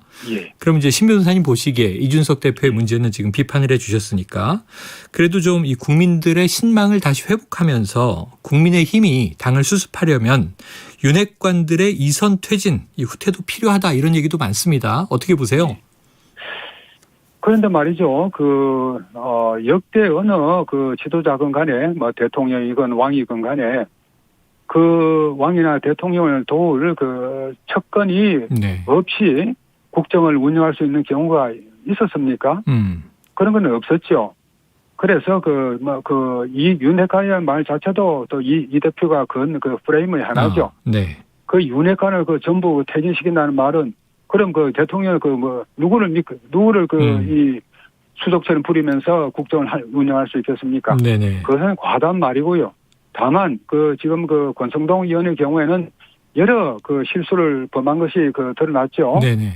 권성동 의원은 이제라도 이 원내대표나 그런 직책까지 포함해서 전부 사퇴하고 이선으로 깨끗하게 후퇴하는 것이 맞다고 봅니다. 자, 내일 17일입니다. 윤 대통령의 이제 첫 기자회견이 예정돼 있습니다. 여기서 이제 향후 국정 운영 구상을 밝힐 것으로 보여지는데요. 좀 어떤 내용이 담길 것으로 예상하시고 또 어떤 내용이 담겨야 한다 이렇게 생각을 하시나요? 글쎄요, 제가 속을 자세히 알겠습니까만은 제 욕심을 말씀을 드리자면은 우리 사회의 모순과 갈등 구조 이런 거를 윤 대통령이 직실하면서 해결할 수 있는 방도를 제시했으면 하는 그런 한결같은 바람을 가지고 있습니다. 그게 꼭 민생 문제라기보다도 우리 사회 구조가 잘못된 것을 기득권자들에 의해서 왜곡된 많은 그런 측면이 있습니다. 이것을 고쳐나가겠다. 이것은 진보와 보수에 관계되는 것이 아닙니다. 국민들에게 희망을 주는 것입니다. 이런 개혁적인 조치들을 윤 대통령이 취해 주셨으면 하고 한결같이 저는 바라는 것이죠. 잘못된 사회적 구조를 개혁하는데 좀 힘을 써달라. 자, 이거 한 가지만 더 여쭤볼게요. 이건 민주당 상황인데 지금 전당대회 국면을 쭉 보면 이재명 후보의 당선이 유력해 보이지 않습니까? 그렇죠. 그럼 지금 국회 구조를 보면은 여소야대 국면이니까요. 이 정부 여당과의 협치가 중요할 텐데, 자, 이재명 이 대표가 만약에 나오게 된다면 이재명의 민주당에 대해서는 좀 어떤 기대감, 어떤 생각 가지고 계십니까? 이재명 의원하고 저는 원래 상당히 좋은 관계였습니다. 저에 대해서 항상 각별하게 말씀을 배려를 해 주셨고, 그래서 대단히 고맙게 생각하는 마음이 많죠. 또 한편으로는 제가 이 의원의 상대편인 윤 대통령을 선택한 것에 대한 미안한 감동도 가지고 있고요. 그러나 이런 그 개인적인 관계를 떠나서, 그분이, 어떤 단점도 있겠죠. 파퓰리스트적인 측면이 있고, 또 여러 어떤 그 비리에 연관됐다는 그런 측면을 우리가 무시할 수는 없겠습니다만은, 네. 그분이 가지는 그 사회 개혁 의지와, 또 그 때문에 그분을 그 지지하는 우리 국민이 그 반수가 그래 지지를 하시지 않습니까? 네네. 이런 점들을 우리가 항상 고려해야 된다고 생각합니다. 아유, 시간이 다 돼서 들을 말씀이 많은데 변호사님 아이고, 오늘 말씀은 예, 여기서 줄이겠습니다. 고맙습니다. 네, 고맙습니다. 예, 지금까지 신평 변호사였습니다. 최영일의 시사본부는 여러분과 함께합니다. 짧은 문자 50원, 긴 문자 100원이 드는 샵 9730, 라디오 어플 콩과 유튜브는 무료로 참여하실 수 있습니다.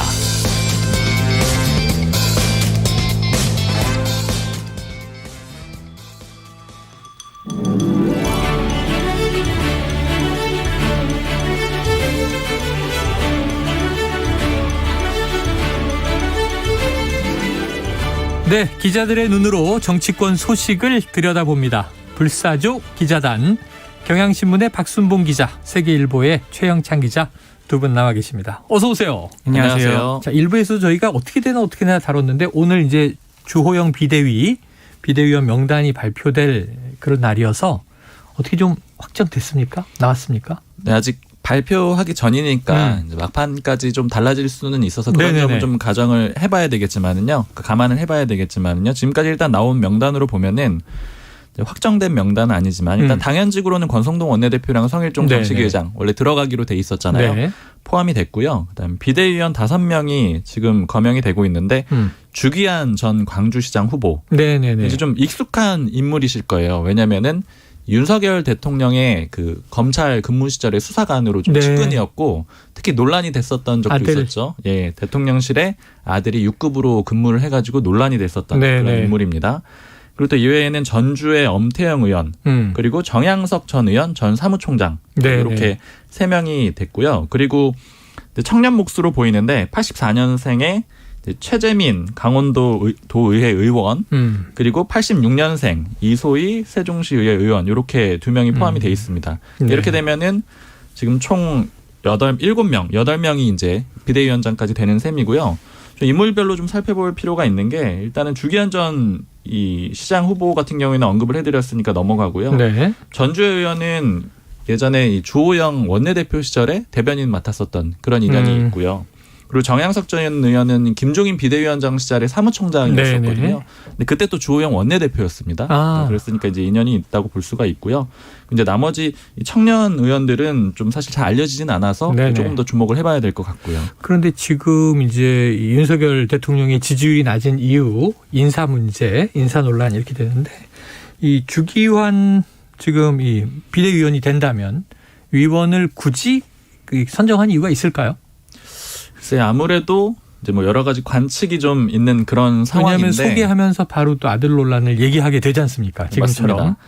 그러니까 이제 2가지 의미로 좀 볼 수가 있을 것 같은데 일단 첫 번째로는 사실은 비대위원 구성하는데 좀 어려움이 있었다 이런 얘기들이 보도들이 있었잖아요. 물론 구인난이었다 이런 얘기가 물론 이제 주호영 비대위원장은 아니라고 했었어요.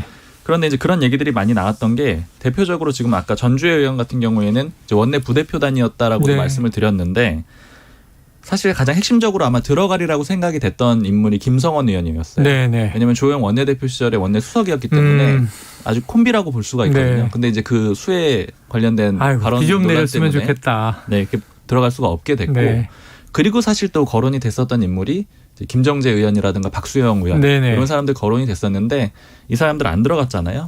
왜 그런가 하고 좀 따져보자면 이준석 전 대표가 소위 윤핵관 호소인으로 거론했던 2명의 인물이 있는 거죠. 사실 이제 주호영 비대위원장 입장에서는 좀 임명하기가 좀 거북스러운 그런 상황이에요. 근데 이제 다만 그럼에도 불구하고 조기한 전 시장 후보는 왜 임명을 했을까? 요건 이제 더 내용을 파악을 해봐야 되겠지만 만약에 임명이 된다라고 하면은 아무래도 일단은 조금 용산과의 좀 그런 교감이 있지 않았겠네 이런 관측이 있어요. 왜냐하면 주호영 위원장이 비대위원장을 맡는 그 시점에서는 용산하고 교류가 없었을 수가 없다. 이런 네, 일반적인 네, 관측이고 아무래도 이제 대통령실하고 호흡을 한다거나 이제 그런 좀 일부 인사를 반영해주기 위해서는 일부 인사가 필요하잖아요. 나머지 인사들을 봤을 때는 대통령실하고 크게 교감이 있을 만한 인물은 없거든요. 당연직 빼고는요. 그러니까 아마 이제 한 명 정도는 그렇게 좀 배정을 한 게 아닐까 이렇게 좀 추정을 해봅니다. 그래요. 자, 근데 저대로 되면은 지역 안배가 꽤 되네요.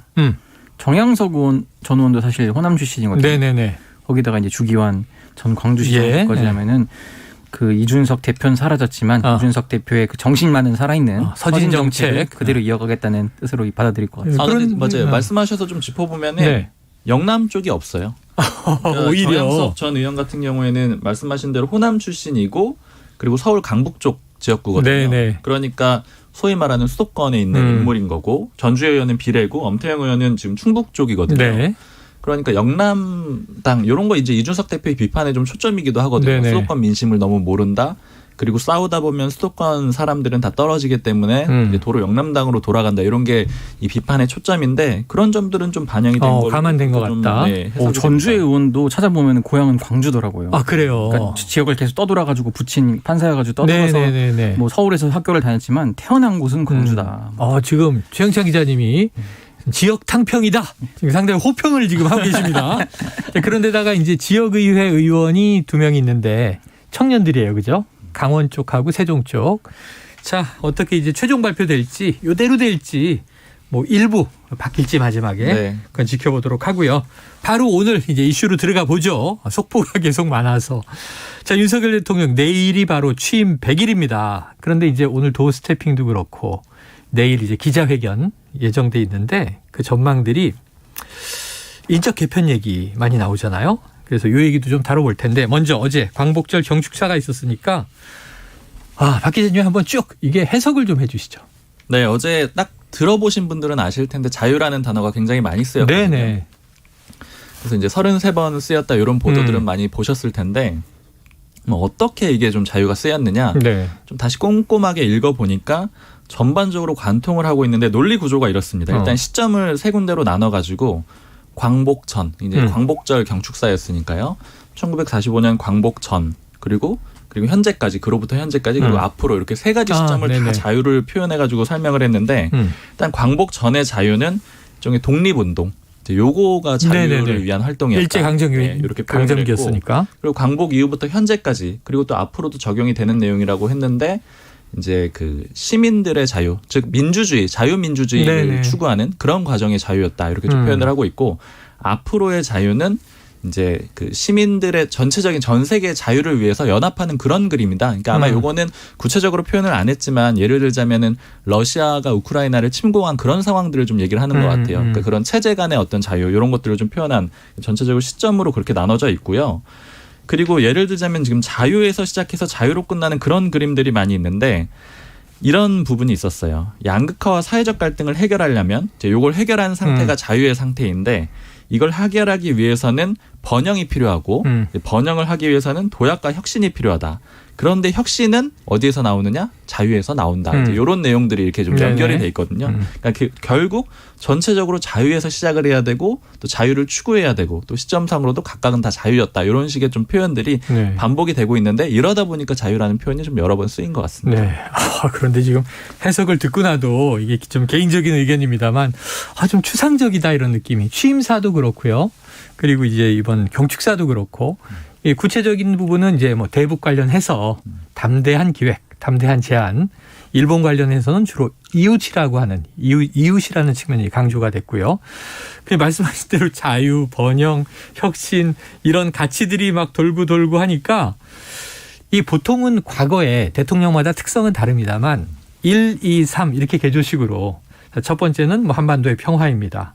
두 번째는 뭐 대외. 뭐 우리 우방들과의 외교 관계입니다. 세 번째는 경제입니다. 네 번째는 뭐 이제 민생입니다. 이렇게 나오는데 그렇게 정리가 안 되다 보니까 좀 이게 철학적인 추상 개념이 계속 이렇게 좀 얽혀 있는 것 같다. 맞습니다. 구체적으로는 뭘까? 자, 최 기자님의 해석은 어때요? 저는 뭐 이게 참 저도 잘 모르겠는데 자유 그러니까 이제 어떻게 보면 지금 보수 정권이 이제 오랜만에 5년 만에 돌아왔잖아요. 네네네. 그 보수 정권을 하나의 관통하는 그 키워드가 자유거든요. 그걸 굉장히 강조하고 싶었다. 네네. 저는 그렇게 보여서 억지로라도 계속 자유를 많이 넣은 것 아닌가. 뭐 이렇게 지금 자유를 강조하려고 많이 넣다 보니까. 네네. 네, 자 이거 뭐 최 기자님의 해석입니다. 그러니까 자유라는 표현이 아무래도 좀 추상적이잖아요. 그리고 네. 제가 아까 이제 설명을 드렸는데 예를 들자면 일제 강점기에는 독립을 추구하는 게 자유였고, 그러니까 이런 네. 식으로 다 표현이 복합적으로 들어갈 수밖에 없는 거거든요. 그래서 좀 추상적으로 느껴지는데 결국 이제 이런 표현들이 좀 자주 나오는 배경이 뭔가 이런 거 좀 물어봤더니 대통령실하고 여당 쪽 얘기들 좀 종합을 해보면은 옛날에 선대본부나 선대위 때도 그런데 윤석열 대통령 스타일이 네. 일종의 정치적인 레토릭, 수사 이런 걸 별로 안 좋아한다라는 네네네. 그런 게 보고서로 예를 들어 제목으로 올라오게 되면은 결국 소위 말하는 이제 좀 배제가 되는 네네네. 그런 형태이기 때문에 나중에 참모들도 그런 표현들을 잘 안 쓰게 바뀌었다라는 거예요. 그러니까 예를 들자면 예전에 문재인 전 대통령 같은 경우에는 뭐 사람이 먼저다라든가 이런 식의 좀 레토릭이 있었잖아요. 네네. 그런 표현들을 일체 안 쓰게 된 거죠. 이번에 경축사도 보면 자유라는 추상적인 표현은 있지만 거기에 어떤 이 기억나는 한 문장 같은 건 따로 없거든요. 그러니까 그런 거 자체를 조금 윤석열 대통령이 안 쓰려고 한다. 네. 이런 것들이 좀 반영이 돼 있고 사실 이제 그러다 보니까 상대적으로는 역대 정부에서 보였던 어떤 특별한 정부의 철학이라든가 이미지 이런 것들이 좀 잘 안 잡히는 그런 한계점도 있어요. 그러니까 예를 들자면 예전에도 한번 말씀드린 적이 있는데 뭐 문재인 정부는 소득주도 성장 이런 식의 표현들이 있었던 거잖아요. 그리고 또 박근혜 정부 같은 경우에는 뭐 경제민주화 이런 표현들이 있었는데 그런 슬로건들도 따로 좀 안 만들어지는 이런 점들도 좀 있습니다. 네, 자 그래요. 윤석열 대통령의 뭐 말과 글의 스타일이 이제 있는 것이고 무엇보다 이제 궁금한 게 인선이잖아. 인선 아까 말씀드렸지만 지금 대폭이냐 소폭이냐 했는데 많은 분들이 이제 소폭으로 좀 가늠을 하고 있는데 김은혜 전 의원 이름도 나오고 지금 보니까 언론에서 강인선, 강승규 이 2강을 교체할 것이다 이런 관측 보도들이 나와서 강인선 대변인이고요. 강승규 시민사회 수석이란 말이에요. 강승규 수석은 최근에 또 이제 약간 네. 그 폭우 관련한 이제 설화도 있고 또 이제 강인선 대변인도 요즘에 좀 거취 관련해서 변화가 있는 것 같다 그러는데 어떤 지금 분위기가 어때요? 사실 이제 두 사람이 실제 바뀔 거냐라고 좀 얘기를 들어봤을 때는 그렇게 가능성이 좀 높지는 않다라고 하거든요. 그래요? 오히려 인력 보강 쪽으로 조금 얘기가 들고 네네. 이제 김은혜 전 의원이 들어올 것이다 홍보 라인 쪽으로 뭐 홍보 그런 얘기들을 수석급으로 네, 홍보 수석 혹은 아예 아무도 안 자른다라고 하면은 홍보 특보 같은 자리를 줄 수도 있는 거죠. 그건 이제 그러니까 홍보 보강하는 수석이 형태가 되면 되고. 교체해야 되는 거니까. 그렇죠. 수석으로 들어가면 교체하는 그런 방향이 될 것 같고요. 근데 이제 말씀하신 대로 소위 양강, 이강 이렇게 부르면서 네. 조금 비판적인 얘기들이 있어요. 이제 강승규 수석 같은 경우에는 대외적으로 그런 얘기들이 이미 많이 보도가 됐고 강인선 대변인 같은 경우에는 최근에 제가 이제 여권에서 들었던 얘기 중에 하나가 일단은 윤석열 대통령이 처음에 이제 죄송하다라고 사과를 했다라고 요 방송에서 한번 전해드렸었잖아요. 네네. 그때 수해 관련해가지고. 네, 지난주였죠. 네, 근데 죄송하다라는 표현은 사실은 누가 봐도 사과라고밖에는 볼 수가 네네. 없는 그런 표현이잖아요. 근데 그리고 나서 기자들이 다시 물어보거든요. 강인선 대변인한테 사과를 한 것이냐 이렇게 물어봤더니 꼭 사과를 한 건 아니다 이런 식으로 얘기를 해요. 맞아요. 그러다 보니까 그게 좀 논란이 됐었고 또 한 가지 또 얘기가 나왔던 게 뭐냐면 이 박민영 국민의힘 대변인 같은 경우에 이제 데려갔잖아요. 대통령실에 5급 행정관으로 데려갔는데 근데 명목상으로는 청년 대변인이라고 얘기를 하긴 했었어요. 이제 그러다 보니까 일종의 청년들한테 스피커를 주고 좀 배분을 하는 게 아니냐 이런 해석들이 있었는데요. 결과적으로 여기에 대해서도 또 기자들이 물어보니까 이런 표현들을 했습니다. 그 앞으로 개인적 이야기를 할 기회는 별로 없을 거다. 그리고 연단에 설 가능성도 없을 거다. 그리고 또 페이스북 글 쓰던데 뭐 이런 것들은 어떻게 되냐 했더니 앞으로 못 쓰게 하겠다. 그리고 또 이제 제가 데리고 일하는 뭐 네. 사람이니까 뭐 이렇게 하겠다. 이런 식의 표현들이 나오는데 근데 그에 앞서 사실 이준석 대표가 이제 틀린 표현으로 틀린 맞춤법으로 자유의 몸이 될 수가 없을 거라는 식으로 이제 했었잖아요. 행복하기 힘들 것이다 그랬나요? 행복할 수 없다라고 없는데 잘 헤쳐나갈 거라고 했잖아요. 근데 실제로 이 강인선 대변인 표현 때문에 이준석 대표가 예고한 대로 된 게 아니냐 이런 지적들이 있었어요. 그 대통령실의 모 관계자도 굳이 굉장히 상징적으로 좋은 인사를 한 건데 그러니까 이준석 대표를 대체할 수 있는 청년을 데려온 셈인데 굳이 저런 표현들을 써가지고 왜 저렇게 좀 오히려 반감을 사게 했느냐 이런 지적들을 하는 데리고 가서 뭐 입을 막겠다 이런 취지로 들릴 수 있잖아요. 그렇게 되는 거죠. 아이고 그렇습니다. 자 한번 뭐 인선 문제는 내일 기자회견 이후에 대통령실에서 어떤 조치들이 나오는지 좀 지켜보도록 하고 지금 이제 연일 지난 토요일 이후는 이제 이준석 대표가 대통령 혹은 대통령실 그리고 뭐 지금 비대위와도 각을 세우고 있는 거의 뭐 셋을 상대하고 있는 상황이 돼버렸어요. 지금 이 이준석 대표와 윤 대통령 사이의 갈등을 본다면 지금 뭐 여러 가지 얘기들이 많이 나오는데 이준석 대표의 큰 그림은 뭡니까? 이준석 대표 쪽에 물어보니까 사실 막 낙관적으로 보진 않아요. 자신들은 맨몸으로 싸우고 있는 거고 이제 저쪽은 이제 아마 저쪽이라는 건 윤핵관 내지는 혹은 이제 윤석열 대통령이 될 수가 있을 것 같은데 풀 장비를 가지고 싸우는 상황이다. 그리고 이미 싸움 자체가 돌이킬 수가 없기 때문에 어느 한쪽이 죽어야 끝날 것 같다. 근데 다만 만약에 여기서 우리가 죽지 않는다면 그러면 이기는 거다. 이런 식으로 표현을 하더라고요. 그러니까 이게 어떤 의미냐면은 사실 지금 여러 가지 세력도 그렇고 뭐 가지고 있는 수단 같은 것들도 이준석 대표는 아무것도 없다라고 봐야 되는데 다만 시간이 지나게 될수록 이준석 대표는 상대적으로 젊고 그리고 대통령의 지지율은 계속 더 낮아질 가능성이 높기 때문에 그 시간까지 이준석 대표가 정치적으로 생존만 해낼 수 있다라면은 그때는 이제 승기가 넘어올 것이다. 이렇게 보는 좀 장기적으로 보는 그런 관측이 있고요. 이준석 대표는 이제 어제도 이준석 대표 쪽에 물어보니까 방송을 이제는 조금 그 전략적으로 아침에 한 번 저녁에 한 번 이런 정도 하려고 한다라 그래요. 네? 점심은요? 우리 점심 프로인데. 그거는 뭐 또 조정이 있을 수 네, 있겠죠. 그렇죠, 그렇죠. 저녁을 빼고 점심을 한다든가.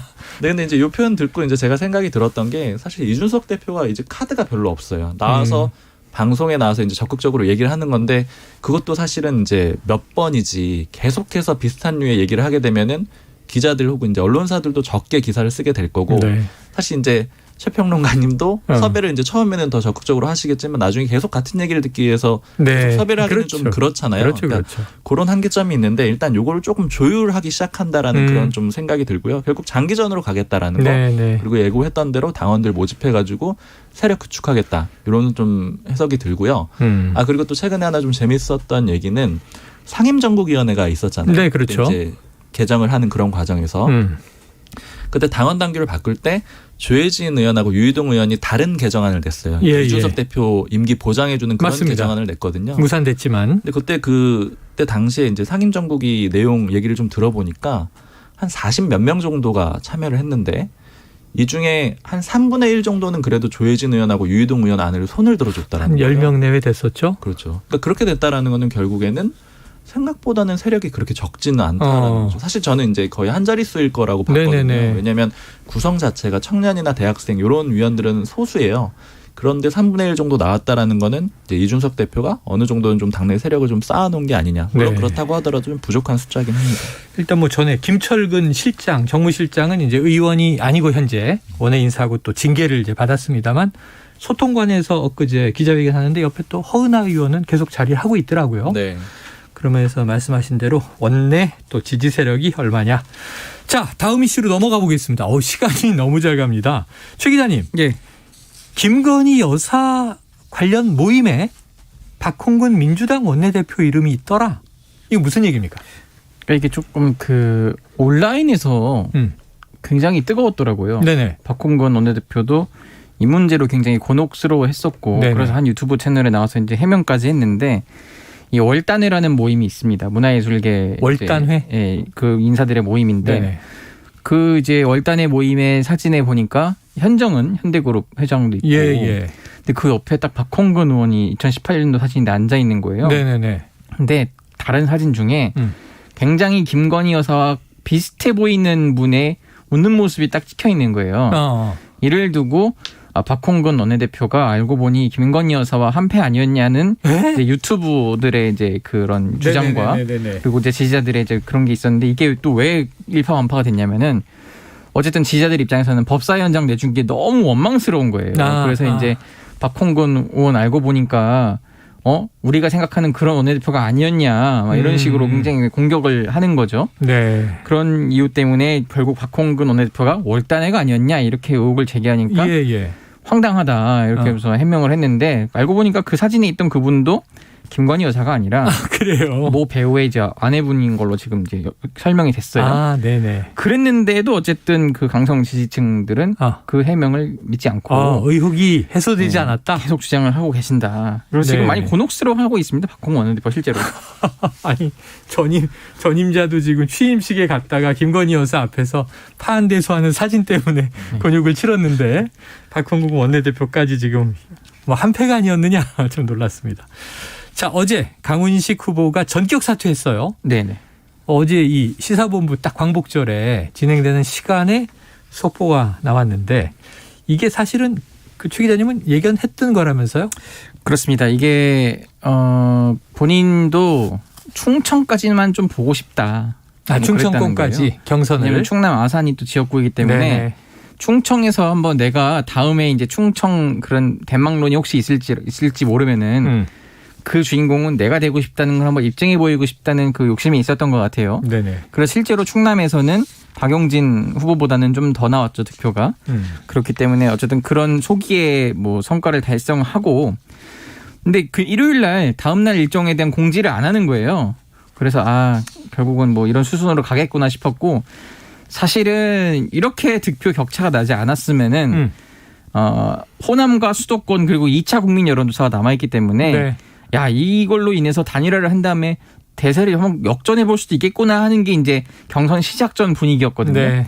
근데 투표함을 열어보니까 너무 차이가 나니까 이거는 그냥 이재명 대세론에 우리가 숙여야겠구나라고 아마 판단을 했을 것 같아요. 그래서 어쨌든 적당한 시기에 이제 중도 사퇴 한번 그 여부를 보다가 이렇게 어제 결정을 했다 이렇게 보입니다. 자, 최 기자님한테 이번 전당대회 특징을 좀 말씀해 주십시오 그랬더니 박용진의 모순, 장경태의 미래 이렇게 헤드라인을 툭 던지셨는데 이게 무슨 뜻이에요? 전 지금 박용진 후보의 행보가 살짝 이해가 안 가고 있거든요. 예전에도 한번 얘기를 했었는데 그 이분이 민주당에서도 가장 왼쪽에 있는 분인데 자꾸 자기가 중도층을 가져올 수 있다는 식으로 얘기를 하잖아요. 네네네. 이것부터 일단 앞뒤가 안 맞았는데 그 최근에 지금 그러니까 오늘 거의 이제 확정이 되는 그 강령 개정이 있어요. 네네네네. 민주당에서 소득주도 성장이랑 뭐 1가구 1주택을 뺀다 어쩐다 이렇게 얘기를 하는데 여기에서 지금 작년 이 시점에 나왔던 기사가 뭐냐면요. 소득주도 성장에 대해 박용진 의원이 굉장히 비판을 합니다. 이제 대선을 이제 출마를 앞두고. 근데 1년이 지난 지금 시점에서 갑자기 이제 이재명 후보와 각을 세우다 보니까 소득주도 성장을 그렇다고 막 엄청 두둔하거나 감싸는 건 아니지만은 약간 좀 스탠스가 애매하게 나오더라고요. 그걸 두고 너무 그냥 계속 반 이재명만 외치다가 스스로 자꾸 모순에 빠지는 건 아닌가 이런 자기 모순에 빠지는 거 아닌가. 네, 지금 이렇게 좀 해석이 되고 장경태 의원의 경우는요, 저는 지금 깜짝 놀랐어요. 그 어쨌든 지금 나이 차이는 조금 나지만은 국민의힘에 이준석이 있다면 민주당에 누가 있냐 했을 때 딱히 없었거든요. 맞아요. 장경태 그 후보는 83년생 이제 40대 30대지만 아직.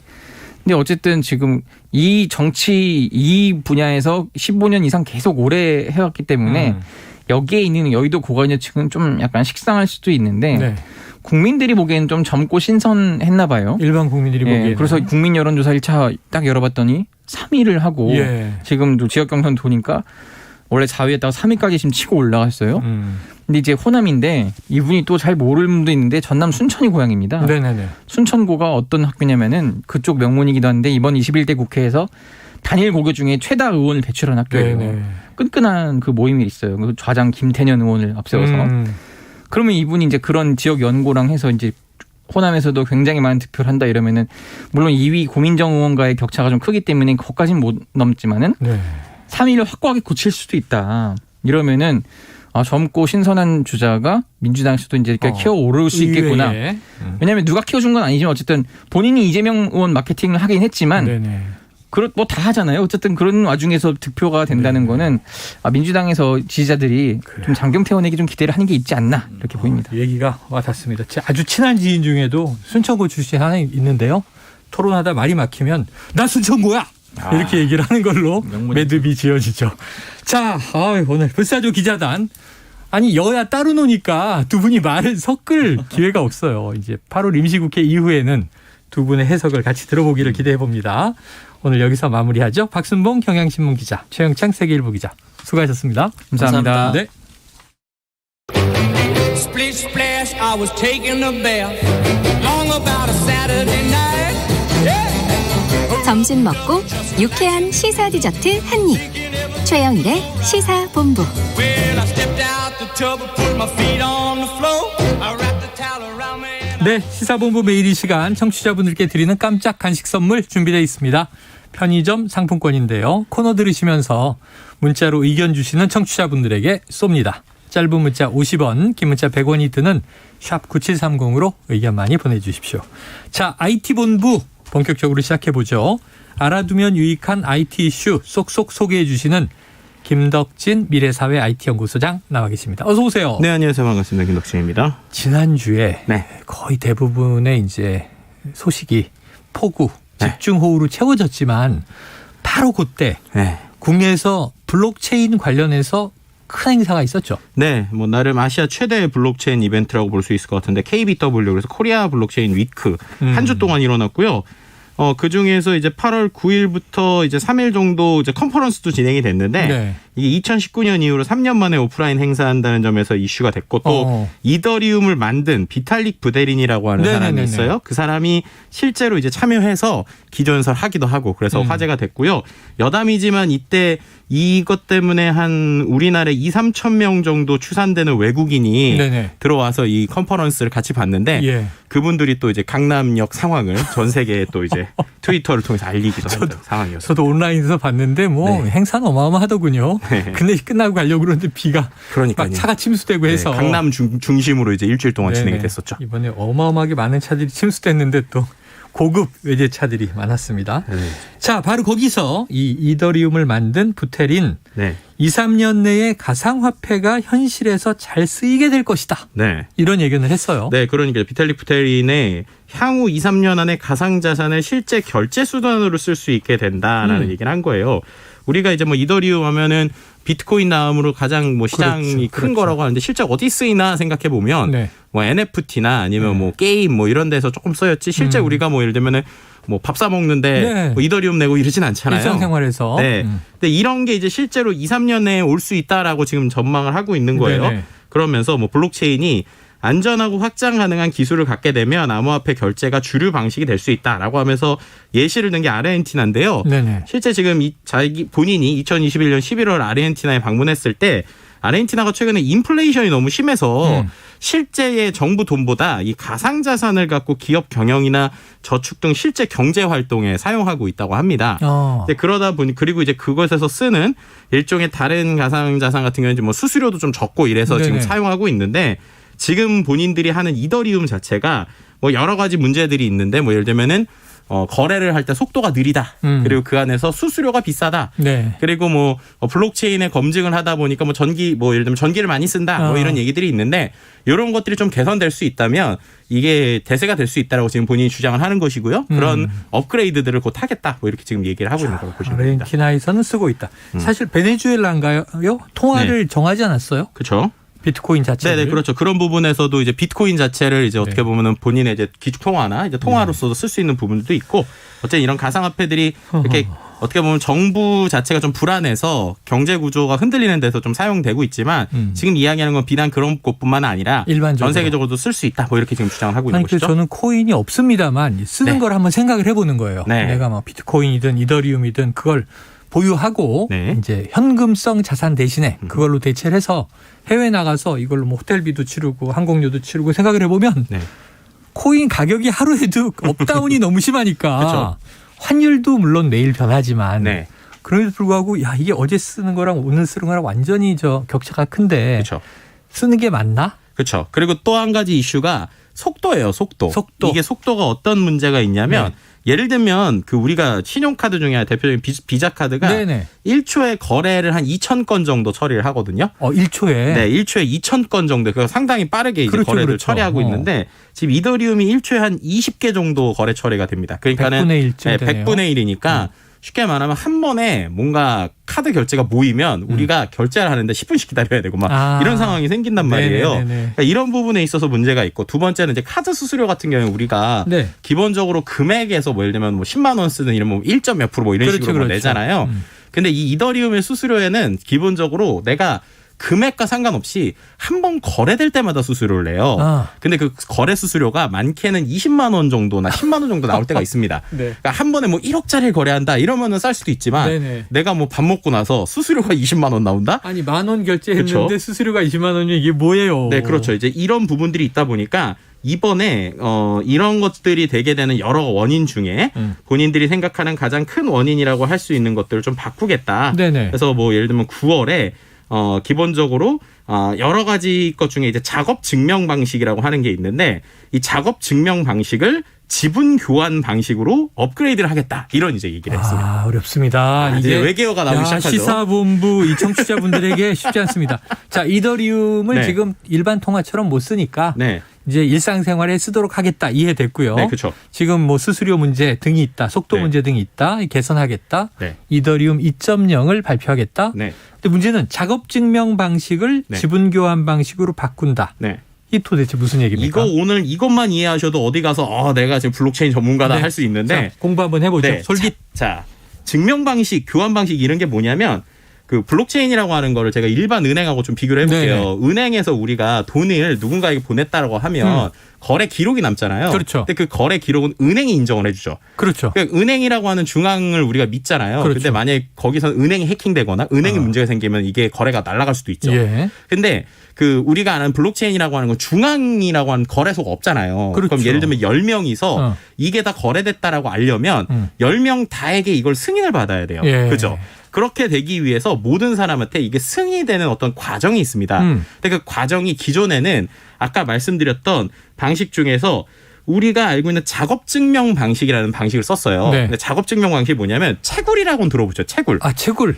네. 야, 비트코인 처음 나왔을 그렇죠. 때. 우리가 뭐 비트코인 채굴한다. 이럴 때 네네네. 그 채굴 방식이라고 보시면 될 것 같은데. 수학 문제를 계속 풀면. 네, 그렇죠. 특정 문제를 계속 푸는데 네. 그 문제를 푸는 것 자체가 작업을 하는 거예요. 컴퓨터가. 문제를 푸는 작업. 네, 채굴이 그러니까 작업인 네, 거죠. 그렇죠. 작업을 해서 증명을 하는 거예요. 작업을 통해서. 그래서 작업을 통해서 증명하는 방식인데. 문제 풀었습니다. 네, 처음에는 이게 예를 들면 문제 푸는 사람이 조금이면 네. 우리가 이게 이제 예를 들면 10분에 한 번씩 정답을 주고 그 정답을 푼 사람한테 그 코인이 보상을 준다는 그렇죠, 거예요. 그렇죠. 근데 10분 동안 풀 때 한 사람이 10분 동안 푼다 그러면 이 사람 혼자 푸니까 문제 난이도가 낮아도 되잖아요. 네네. 근데 한 번에 한 10,000명이 달라붙어서 네. 이 문제를 하나를 푼다고 생각해 보세요. 예. 근데 어쨌든 정답자는 한 명밖에 없어요. 어. 그렇게 되면은 이 문제 난이도가 엄청나게 올라가게 되겠죠. 그렇겠죠. 그래야 한 명이 뽑을 거잖아요. 네네. 근데 그렇게 해서 10,000명이 했는데 문제는 이 사람들이 문제를 푸는 게 컴퓨터가 쉽게 말해 전기를 엄청 쓰는 거예요. 그렇죠, 그렇죠. 네, 근데 전기를 엄청 쓰는데 결국엔 그 중에서 가장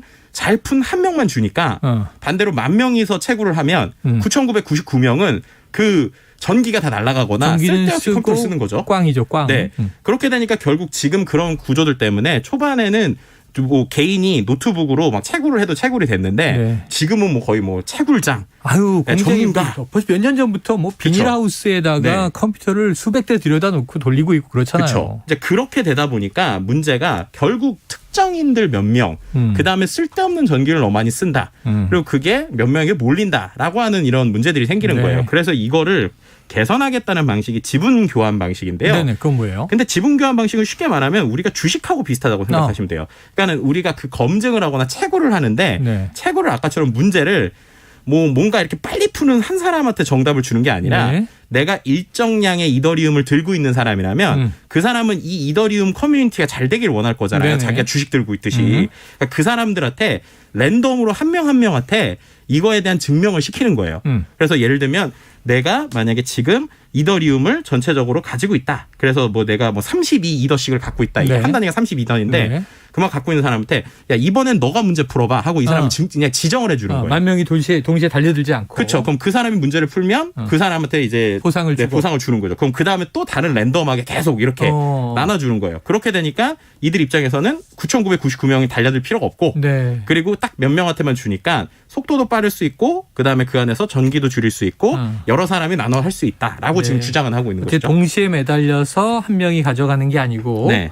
이더리움을 가지고 있는 사람 중에서 랜덤으로 지정을 해서 그렇죠. 여러 가지 속도와 전기, 네. 에너지 문제를 동시에 해결해 보겠다. 그렇죠. 자, 근데 이렇게 좋은 거면 좀 빨리빨리 바꾸지. 왜 안 바꾸고 지금까지는 이랬대요? 이게 예를 들면 바꾸게 되면 기존의 채굴을 위해서 자기가 엄청나게 전기 투자하고 네네네. 기계 사놓고 이런 네네. 사람들 있잖아요. 네. 그런 사람들이 그 다음 날부터 이제 그게 다 필요가 없어지는 거예요. 쉽게 말하면. 그렇죠. 근데 그 사람들이 이미 이더리움에서 상당히 많은 주도권을 가지고 있단 말이에요. 그러니까 그 사람들 입장에서는 이거 바꾸면 뭐 문제가 해결되는 게 아니라 문제가 더 생길 수도 있다. 네. 아니면 이렇게 되면 우리는 별도의 이더리움을 만들 거야. 이런 얘기들까지 하고 있거든요. 자, 좋아요. 이제 시간은 한 20초 남았는데 네. 부테린의 의도처럼 잘 되겠습니까? 일단은 9월에 진행이 될 것으로 보이고요. 이게 안정화될지는 좀 지켜봐야 되는데 어떻게 보면 예전에 완전한 그 우리가 말하는 탈중앙화를 꿈꿨던 이상적인 모습이었다면 지금은 실용적으로 조금씩 현실과 접점을 갖는 이런 형태들이다. 뭐 이렇게 좀 평가할 수 있을 것 같습니다. 중앙은행의 반대에서 나온 분산형 가상화폐 미래는 어떻게 될지. 자, 오늘 이야기도 흥미진진했습니다. 자, IT본부 김덕진 미래사회 IT연구소장과 함께했습니다. 고맙습니다. 네, 감사합니다. 자, 오늘 편의점 상품권 받으실 분은요. 4135-8169-1558-3081-0466님입니다. 자, 즐거운 좋은 오후 보내시고요. 오늘 최영일의 시사본부 준비한 소식 여기까지입니다. 저는 내일 낮 12시 20분에 다시 찾아뵙겠습니다. 청취해 주신 여러분 고맙습니다.